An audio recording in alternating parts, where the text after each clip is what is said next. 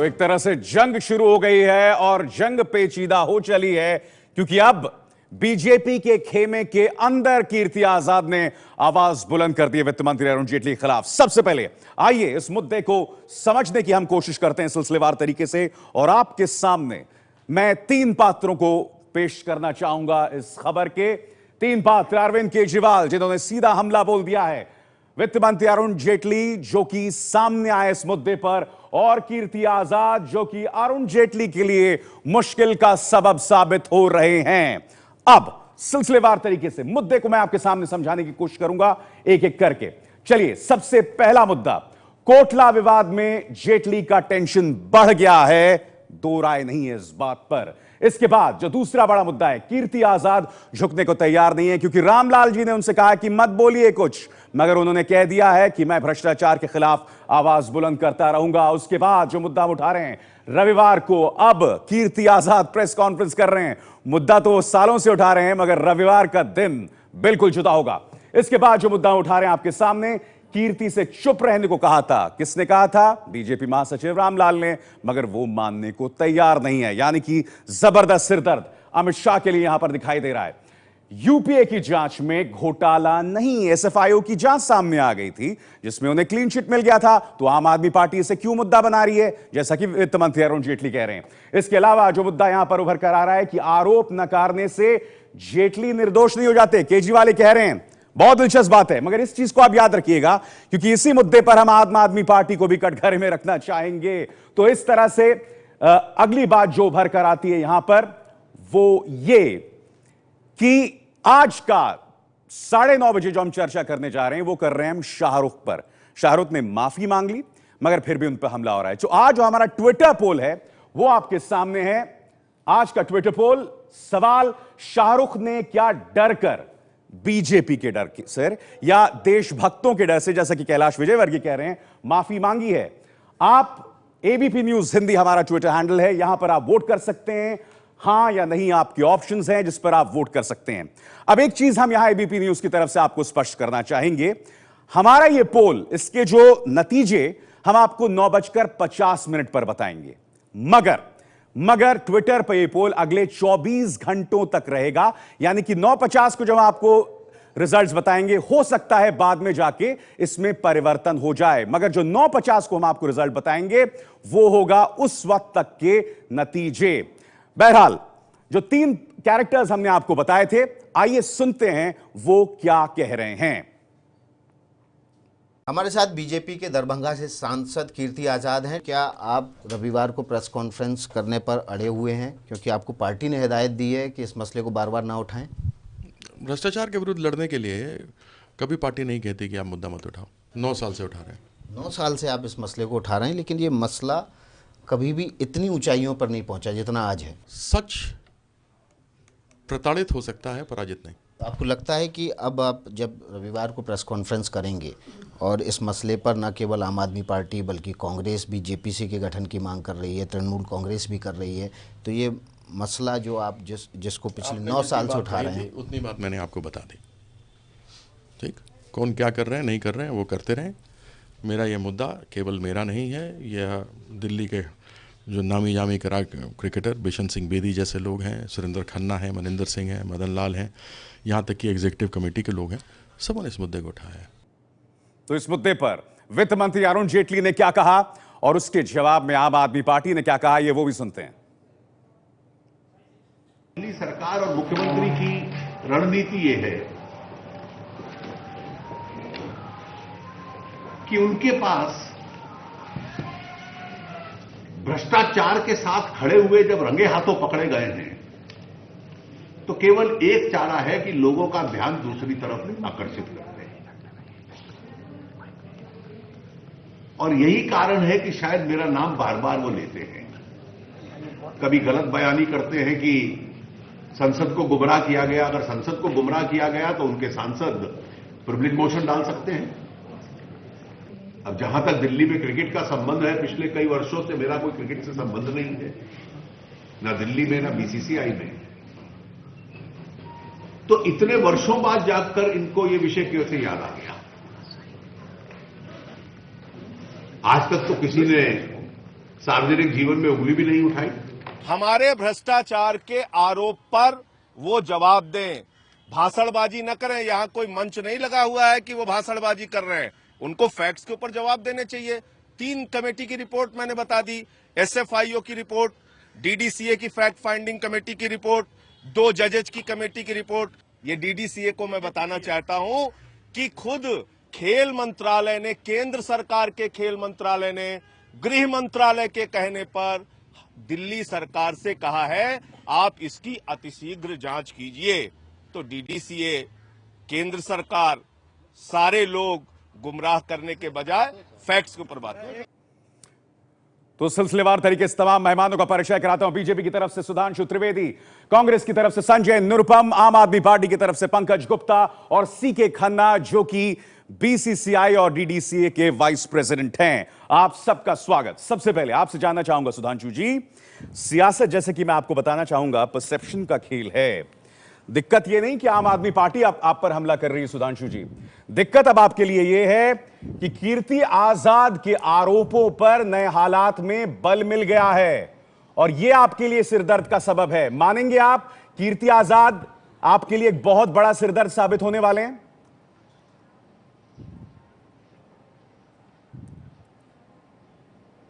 देखिए अभिसार जी, आपने बिल्कुल सही कहा कि पूरी पॉलिटिक्स परसेप्शन का खेल है। तो परसेप्शन के बारे में, आम आदमी पार्टी के बारे में क्या परसेप्शन है ये किसी से छुपा नहीं है। जुलाई 2012 में प्रेस कॉन्फ्रेंस करनी होगी, साहब बड़ा खुलासा करेंगे, क्या निकला। अक्टूबर 2012 नितिन गडकरी के खिलाफ क्या निकला। नवंबर 2013 शीला दीक्षित के खिलाफ बक्सा भर के सबूत हैं, 10 महीने से सरकार है, बक्सा भर से सबूत कहां गए पता नहीं। उसी से श्रृंखला में श्री अरुण जेटली के खिलाफ भी उन्होंने आज ऐसा बोल दिया है। तो परसेप्शन तो एकदम स्पष्ट है। नहीं, परसेप्शन क्या मैं आपको बताता हूं। आप जो ये कह रहे हैं सुधांशु जी, अगर हमारे मैं आपको बताता हूं, हमें शंका होती, जनता को संदेश ये जा रहा है कि बीजेपी के महासचिव कीर्ति आजाद से कहते हैं कि साहब आप लगाम लगाइए, आप बोलिए मत, आप कुछ मत बोलिए, और कीर्ति आजाद कहते हैं मैं डंके की चोट पर बोलूंगा। यह है परसेप्शन सर, इससे मत भागिए आप। अभिसार जी, हम भाग नहीं रहे हैं, ये परसेप्शन नहीं, ये एक पक्षी दृष्टिकोण से सोचने का तरीका है। यदि हमारे मन में कुछ खोट होती तो हमारा खेल मंत्रालय रामलाल क्यों खामोश करवा रहे हैं? आप जो रामलाल क्यों खामोश करवा रहे हैं कीर्ति आजाद को? कीर्ति आजाद क्यों कह रहे हैं कि मैं एक्सपोज करके रहूंगा? सुधांशु जी, भाग क्यों रहे हैं मुद्दों से आप? आज आप भाग क्यों रहे हैं मुद्दों से? अरे भाग नहीं रहे। रामलाल जी और कीर्ति आजाद के बीच में क्या बात हुई है? कौन व्यक्ति उन दो के अलावा तीसरा व्यक्ति है जो प्रामाणिकता से कह सकता है कि ऐसी कोई बात हुई है? सब किसी की कल्पना से उपज करके और उसी कल्पना को यथार्थ मानकर आप उत्तर प्राप्त करने की चेष्टा करें तो यह उचित नहीं। संजय निरुपम, जवाब दीजिए इस बात का। कोई दिक्कत नहीं है, यह सिर्फ एक अपने आप में स्वांग है, ढोंग है, इसमें कोई सत्य नहीं है संजय निरुपम, क्योंकि एसएफआईओ ने आपके ही कार्यकाल में उन्हें क्लीन चिट दी थी। दिक्कत तो देखिए, सबसे पहले जो भारतीय जनता पार्टी बार बार एक क्लीन चिट की बात का इस्तेमाल कर रही है, बीजेपी ने खुद एक नई परंपरा शुरू की है कि अगर किसी ईडी ने किसी संस्था को या किसी व्यापारिक लेन देन को क्लीन चिट दे दिया है तो भी उसकी पुनः जांच कराई जा सकती है। तो एसएफआईओ ने, मैंने उसकी रिपोर्ट नहीं पढ़ी है, मुझे नहीं मालूम किस प्रकार का क्लीन चिट है, उसमें है कि नहीं है अभी मुझे पता नहीं है। अगर दिया भी है तो भी भाजपा ने जो नई परंपरा शुरू की उसका निर्वहन करते हुए फिर से इसकी जांच करानी चाहिए। एक minute, fraud was noticed as alleged, ये साफ तौर पर लिखा है संजय निरुपम, और फिर भी आप इस मुद्दे का बवाल बना रहे हैं क्योंकि एसएफआईओ ने आपके कार्यकाल में अरुण जेटली को क्लीन चिट दे दिया है। एसएफआईओ श्रीमान अभिसार शर्मा जी, एसएफआईओ ने यह भी कहा है कि डीडीसीए में मैसिव फाइनेंशियल इरेगुलरिटी हुई है। और अगर एसएफआईओ ये कह रहा है तो निश्चित तौर पर जो अध्यक्ष रहे हैं डीडीसीए की, उनकी भी जवाबदारी बनती है। उनको किनारे हट करके बाकी मामलों की छानबीन करने का कोई तर्क नहीं। इसलिए कांग्रेस पार्टी ने डिमांड की है कि जब तक अरुण जेटली अपने पद पे रहेंगे तब तक इस प्रकरण की अब जांच नहीं हो सकती। आप भी नींद से इतने सालों बाद जागे हैं। प्रकरण की नए दिक्कत पता है क्या है संजय निरुपम, दिक्कत ये कि आप भी नींद से इतने सालों बाद जागे हैं, अब आप उनका इस्तीफा मांग रहे हैं जब ये मामला गर्म हुआ है। जब जागो तभी सवेरा। हाँ चलिए, यानी कि जब जागो तभी सवेरा, कि आपकी इस बात से साफ हो जाता है कि मैं कह रहा हूं जब जागो तभी सवेरा रवैया है। आप मान रहे हैं जब जागो तब सवेरा, यानी कि आपके रवैये में एक ऑपर्च्यूनिज्म है, एक अवसरवादिता है। इसमें अवसरवादिता क्या हो गई भाई? जब जागो तब सवेरा का क्या मतलब होता है? इसमें अपॉर्चुनिज्म में अवसरवादिता क्या हो गई? आज इस देश के वित्त में, ठीक है, आपने आरोप लगाया, मुझे जवाब देने दीजिए।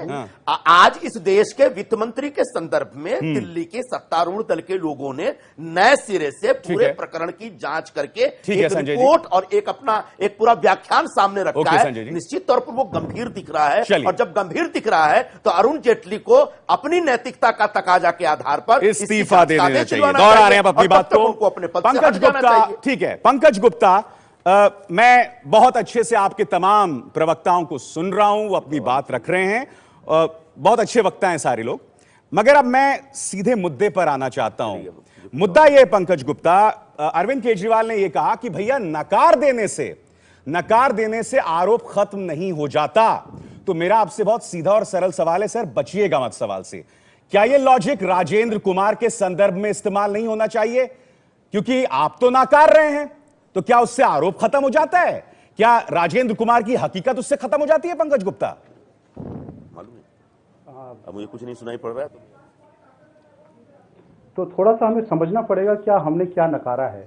हमने आज तक कभी भी नहीं कहा कि राजेंद्र कुमार जी के अगेंस्ट जांच नहीं होनी चाहिए, हमने कभी भी नहीं कहा। हमने ये कहा, हमें जो संदेह है वो इस पूरे जांच प्रक्रिया की टाइमिंग के ऊपर है। हमारा ये मानना है कि नहीं पंकज गुप्ता, नहीं पंकज गुप्ता, आपने अभी कहा आपको जांच पे आपत्ति नहीं। I am sorry Pankaj Gupta, नहीं आपने कहा, नहीं सुनिए पंकज गुप्ता, सुनिए, आपने गलत बात यहां कही है जो मैं उठाना चाहता हूं। आपने कहा हमें जांच पर कोई आपत्ति नहीं है। सुनिए ना, मैं आ रहा हूं, मैं आप ही से सवाल पूछूंगा, मैं आप ही से सवाल पूछूंगा, फिक्र मत कीजिए, ये आप ही का वक्त है। मुझे बताइए, आपने कहा हमें जांच पर आपत्ति नहीं है, मगर सीबीआई की रेड के बाद अरविंद केजरीवाल ने क्या कार्रवाई की है उन पे? अरविंद केजरीवाल ने क्या किया है? ट्रांसपेरेंसी इंटरनेशनल ने उन पर सवाल उठाए, आपने जिप खामोशी रहे। आप बिल्कुल क्या कदम उठाया आपने, बताइए मुझे।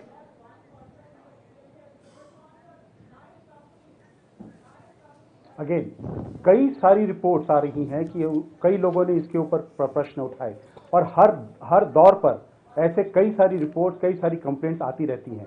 हर एक के ऊपर कोई ना कोई एक्शन होता है, कोई ना कोई जांच होती होगी, उसकी होती होगी, देखा जाता होगा। अगर सीबीआई ने आज उन्हीं जांचों को उन्हीं के हिसाब से किया है तो हमें कोई आपत्ति नहीं है। हम फिर से आपको कह रहे हैं पंकज भाई, आज पता क्या हो गया है, आम आदमी पार्टी से जैसे ही राजेंद्र कुमार पे सवाल पूछा जाता है तो आपकी बोलती हो जाती है बंद। क्या आप मुझे टाइम देंगे? नहीं, टाइम मैं आपको दे रहा हूं, मगर आप मेरे सवालों से भाग रहे हैं। मेरा सवाल आपसे बहुत स्पष्ट है, अरविंद केजरीवाल ने राजेंद्र कुमार पे क्या कार्रवाई की, मुझे बताइए। भाग रहा हूं मैं, फिर से मैं वही कह रहा हूं।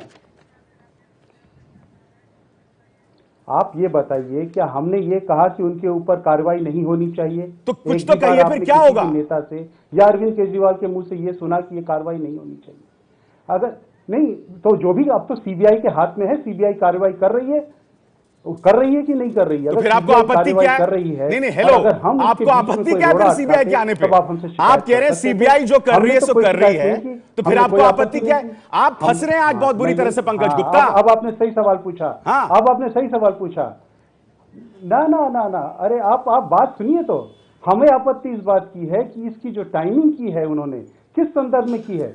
जिस समय उन्हें यह पता चलता है कि सांघी साहब ने एक रिपोर्ट भेजी है, उसके 22 दिन के बाद वो सांघी साहब पर एक सीबीआई का केस कर देते हैं। ठीक है। सांघी साहब के रिपोर्ट के ऊपर जब हमारी फाइल तैयार हो रही होती है कि हम कमीशन ऑफ इंक्वायरी बैठाएंगे, जब वो कमीशन ऑफ इंक्वायरी की फाइल तैयार हो रही होती है और चीफ मिनिस्टर के ऑफिस में वो फाइल होती है, तब वो फिर से सीबीआई रेड कर देते हैं। आपके जवाब से पंकज गुप्ता, ये बात आपकी जो इनएक्शन है, जो आपका इनएक्शन राजेंद्र गुप्ता पर, वो उसको आप सही नहीं ठहरा पा रहे हैं। सुधांशु त्रिवेदी, नहीं सुधांशु त्रिवेदी, क्या दोहरे मापदंड यहां दिखाई देते हैं? ना, मैं तो कभी भी नहीं कह रहा हूं कि उनके ऊपर एक्शन नहीं होना चाहिए अगर गड़बड़ है। अरे तो कुछ कहिए, क्या एक्शन लिया है अरविंद केजरीवाल ने, या कुछ कहिए क्या लेने वाले हैं, बताइए क्या लेने वाले हैं वो? आप मुझसे पूछ रहे हैं, आप ही से पूछ रहा हूं। अरविंद केजरीवाल, राजेंद्र कुमार पे तो मैं तो यही कह रहा हूं कि अब सीबीआई के अगेंस्ट अभी सीबीआई ने अब अपने हाथ में केस ले लिया तो सीबीआई देख रही है, हम क्या उसमें कोई रोड़े अटका रहे हैं? ठीक है, संजय निरुपम हम तो कुछ कह कहना रहे चाह हैं रहे हैं। कि ठीक जो है, होना चाहिए लीजिए, जहां भी छापा मारना आप छापा मारिए, हमें क्या परेशानी है इसमें? नहीं, मगर अभी भी अरविंद केजरीवाल के पसंदीदा ब्यूरोक्रेट पर क्या होना चाहिए, आप ये बोलने को राजी नहीं है। संजय निरुपम, अच्छा, हमारे साथ सुधांशु त्रिवेदी वापस जुड़ गए हैं, जो संपर्क टूट गया था। सुधांशु जी, अगर आपने सुना, सीबीआई की एक्शन ठीक है, हो रही है, सीबीआई एक्शन करे। सुना आपने, राजेंद्र कुमार पे क्या कार्रवाई होनी चाहिए उस पर खामोशी है, मगर अविसार जी बोलिए। अविसार जी, ये आम आदमी पार्टी तो वही पार्टी थी ना जो ये कहती थी कि आरोप का जवाब आरोप नहीं हो सकता, ये कांग्रेस और भाजपा करती हैं। आज आप क्या कर रहे हैं? आज आरोप का जवाब आरोप के साथ ही नहीं लगा रहे हैं। ये नई राजनीति के नाम पर भ्रष्टाचार के स्वयंभू मसीहा, एक भ्रष्ट अधिकारी को बचाने के लिए कांग्रेस के साथ हाथ मिलाकर, साबित हो गया राजेंद्र कुमार भ्रष्ट है। गंगोत्री थी, खड़े हो गए हैं सुधांशु, और एक बेदाग नेता पर आरोप लगा रहे हैं। आरोप है राजेंद्र कुमार पे, क्या वो करप्ट हैं? जी, एक आरोप और एक जुर्म साबित होना में एक बहुत बड़ी खाई, बहुत बड़ा फर्क होता है। मैं आपसे कह रहा हूं थोड़ा जिम्मेदारी से कहिए। आरोपी पे आपने कहा भ्रष्टाचारी है वो, बिल्कुल आपने सही कहा, मगर भ्रष्टाचार का केस रजिस्टर्ड हो, कोर्ट के द्वारा प्रोसीडिंग चल रही हो, तब अंतर हो जाता है। ठीक है, that is the proceeding as per the direction of the court is already in process. ठीक है, अंतर हो गया ना, यह केवल आरोप नहीं है, उसके अंदर न्यायिक प्रक्रिया चल रही है। हाँ, सीके खन्ना मेरे साथ हैं, जो कि डीडीसीए और बीसीसीआई के वाइस प्रेसिडेंट है। सीके खन्ना साहब, मैं बहुत स्पेसिफिक, अच्छा, सीके खन्ना साहब से हमारा संपर्क टूट गया है। हाँ बोलिए संजय निरुपम, आप कुछ कहना चाह रहे हैं?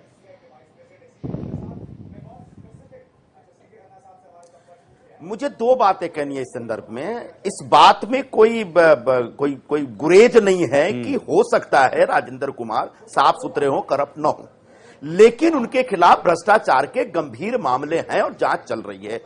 अभी तक आम आदमी पार्टी और उनकी सरकार के लोगों ने ये तार्किक तौर पर नहीं बताया है कि जब कोई आरोपी व्यक्ति जिस पे जांच चल रही है उसको पिछले कई महीनों से मुख्यमंत्री का पीएस बना के क्यों रखा गया। निश्चित तौर पर अगर किसी व्यक्ति पे आरोप लगा, जैसे उनके मंत्रियों पे आरोप लगता है वो हटा देते हैं, फिर राजेंद्र कुमार से इतना प्यार और मोहब्बत क्यों था? एक रिश्ता क्या कहलाता है? दूसरा विषय यह है, मुझे बहुत अच्छा लग रहा है कि आज बीजेपी और आम आदमी पार्टी, एक मिनट, मुझे अच्छा लग रहा है कि बीजेपी और आम आदमी पार्टी दोनों जो पानी पी पी के कांग्रेस पार्टी को भ्रष्ट कहते थे, आज एक दूसरे को भ्रष्ट करने में बनाने में लगे। यानी कि हमाम में तीनों का एक ही, उन दागों को एक ही स्थिति दिखाई दे रही है, हमाम में आंखों से देख रहा है और दोनों अपने दागों को छुपाने में लगे हैं।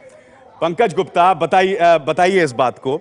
अभी भी आप मेरे उस सवाल का जवाब नहीं दे पाए हैं कि ट्रांसपेरेंसी इंटरनेशनल की रिपोर्ट, आशीष जोशी की कंप्लेन और सीबीआई के एक्शन के बाद अरविंद केजरीवाल ने अपने पसंदीदा ब्यूरोक्रेट के खिलाफ क्या एक्शन लिया या क्या एक्शन लेंगे? आज आप नेशनल टेलीविजन पर हैं, एबीपी न्यूज पर हैं, बताइए आप क्या एक्शन लेने वाले हैं?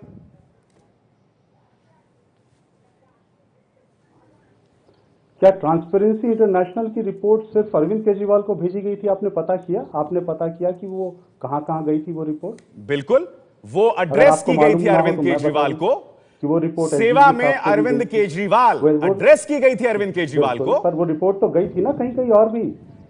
मैं फिर से आपसे यही पूछ रहा हूं, क्या वो रिपोर्ट कहीं और नहीं गई थी कॉपीज? अगर कमाल है साहब। नहीं, मुझे पंकज गुप्ता आपका तर्क इतना हास्यास्पद लग रहा है। आप मुझसे कह रहे हैं कि क्या वो रिपोर्ट कहीं और नहीं गई थी? वो एड्रेस थी अरविंद केजरीवाल आप इसे हास्यास्पद जरूर कह सकते हैं। वो रिपोर्ट कहीं और नहीं गई थी क्या? पंकज जी, अन्ना के आंदोलन से जुड़े आप जैसे लोग अगर इस तरह का तर्क देंगे तो बात कैसे बनेगी पंकज जी? बिल्कुल सही बात है। आपका सवाल ही ऐसा है कि क्या एक्शन लिया गया। हर रोज अगर आपको ये लगता है कि वहां पे रिपोर्ट्स नहीं आती हैं, वहां पे एक्शन नहीं होते, तो गलत बात है साहब। आपने इसको हर रोज की रिपोर्ट बता दिया। बिल्कुल, आपने इसे हर रोज की रिपोर्ट बता दिया। पंकज जी, आज आप जानते हैं नेशनल टेलीविजन पर आप इस कदर शर्मिंदा हो रहे हैं। मुझे बड़ा आप हर वक्त हर शब्द को किस तरह से तोड़ मरोड़ रहे हैं ये देखकर मुझे बड़ी हंसी आ रही है। खैर कोई बात नहीं। सवाल ये है इस समय कि जिस समय एक ऐसी रिपोर्ट का खुलासा होने वाला था या कमीशन ऑफ इंक्वायरी बैठने वाली थी, उस समय क्या उस रिपोर्ट को देखने के लिए ये रेड किया गया? इसका कोई जवाब देने को तैयार नहीं है। आप ये सवाल क्यों नहीं पूछते कभी? एक बार ये सवाल पूछकर देखें। चलिए मैं कह रहा हूं नेशनल टीवी पर बैठकर कि आप ये सवाल पूछें। चलिए, हमारे साथ सीके खन्ना साहब जुड़ गए हैं वापस। पूछ रहे आप पूछिए ना ये वाला सवाल। बिल्कुल सवाल पूछकर देखिए। जवाब दीजिए सुधांशु त्रिवेदी। बड़ी कमाल की बात है, आप मुझे तरह तरह की सवाल पूछते हैं, लेकिन मैं जब ये कह रहा हूं ये सवाल पूछ नहीं रहे आप। जवाब दीजिए सुधांशु त्रिवेदी।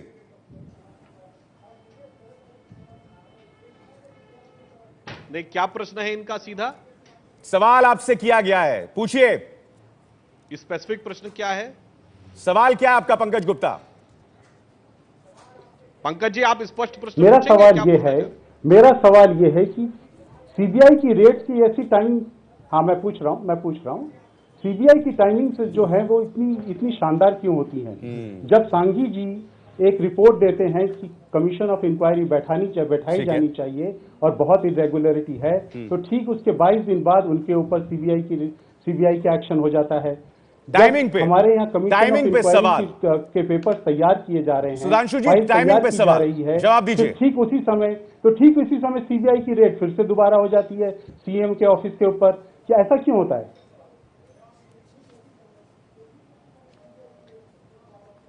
बड़ा अच्छा सवाल पूछा विशार जी इन्होंने कि इनको यदि किसी भ्रष्ट अधिकारी पे 22 दिन के बाद कार्रवाई हुई तो इनको टाइमिंग नजर आ रही है कि सीबीआई ने क्यों रेड किया। अरे मैं इनसे पूछना चाहता हूं, आज आम आदमी पार्टी जो कागज हिला रही थी कि इन्होंने इसी डीडीसीए के मैटर पे 3 लोगों की कमेटी बनाई जिसने 17 नवंबर को रिपोर्ट दे दी। अगर उस रिपोर्ट में कुछ भी सवाल का सीधा जवाब मुझे देने दीजिए, से मत तो भागिए। आप कुछ शांत बैठने वाले थे? अरे आप तांडव करते, मैं टाइमिंग पूछ रहा हूं। 17 नवंबर की रिपोर्ट पे 17 दिसंबर को आप क्यों बोल रहे हैं? और कांग्रेस पार्टी 21 मार्च 2013 की रिपोर्ट को, जिसमें कि सब कुछ नीट एंड क्लीन पाया गया है, आज 17 दिसंबर 2015। पंकज जी सुधांशु जी मेरे साथ सीके खन्ना साहब जुड़ गए हैं। सीके खन्ना साहब जुड़ गए हैं क्योंकि उनसे संपर्क नहीं हो पाया था। सीके खन्ना साहब, मैं जानता हूं आप अरुण जेटली को डिफेंड कर रहे हैं, मगर आरोप जो हैं, मसलन आरोप ये लगता है कि डीडीसीए ने 5 ऐसी कंपनियों को भुगतान किया जिनका रजिस्टर्ड दफ्तर, आधिकारिक ईमेल, निदेशक और शेयर धारक एक ही व्यक्ति था। एक ही व्यक्ति। आपको इसमें कोई घपला, कोई धांधली नहीं दिखाई देती खन्ना साहब? एक ही फोन नंबर। देखिए, एसएफआईओ की रिपोर्ट आ चुकी है। एसएफआईओ की रिपोर्ट मार्च 2013 में आ चुकी है। उसमें सिर्फ थोड़ी बहुत कमियां पाई गई, कुछ टेक्निकल फॉल्ट्स थे, उनके अलावा कोई मेजर चीज उसमें सर आपसे बहुत स्पेसिफिक सवाल, कोई उसमें बड़ी अनियमितताएं नहीं निकली है और कोई चीज नहीं निकली। चलिए खन्ना साहब, आपसे मैंने निहायती सरकारी जवाब का उम्मीद किया था और आपने और जवाब भी वही दिया। बहरहाल खन्ना साहब, मेरी मजबूरी है, वाले वक्त मेरे पास इतना ही है क्योंकि आपसे संपर्क नहीं हो पाया था, मगर जो मुद्दा हम आपके सामने उठा रहे थे कि करप्शन के मुद्दे पर सही कौन बोल रहा है, और ऐसा लग रहा है कि बीजेपी के लिए मुश्किल संडे को आने वाली है और आम आदमी पार्टी भी राजेंद्र कुमार के मुद्दे को खारिज कर रहा है।